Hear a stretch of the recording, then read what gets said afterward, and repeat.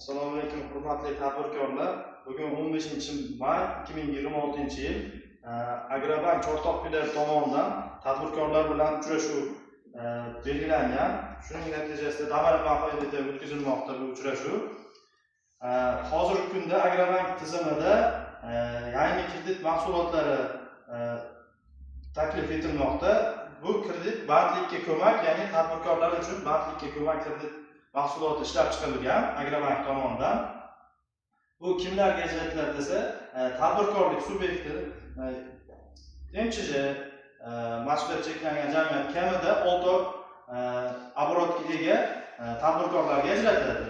Buni shartlari qanaqa desak, shartlari kambag'al oila reyestrida turuvchi kiritilgan shu kambag'al oilani kamida 2 kishini ishchi qilib olgan tadbirkorlarga ajratiladi.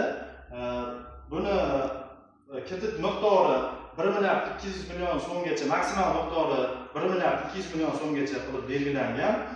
Bunda shartlari 2 nafar kambag'al oila reyestrida turuvchi fuqaroni tadbirkor ishga qabul qilsa 100 million so'mgacha ajratiladi.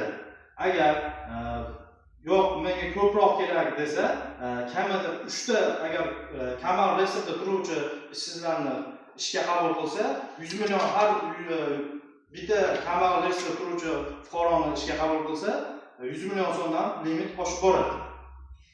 Bu yillik 18% stavkada beriladi. Xo'p, 36 oygacha ayrim mablag' to'ldirish uchun 36 oy, 12 oy imtiyozli davr bilan asosiy vosita yoki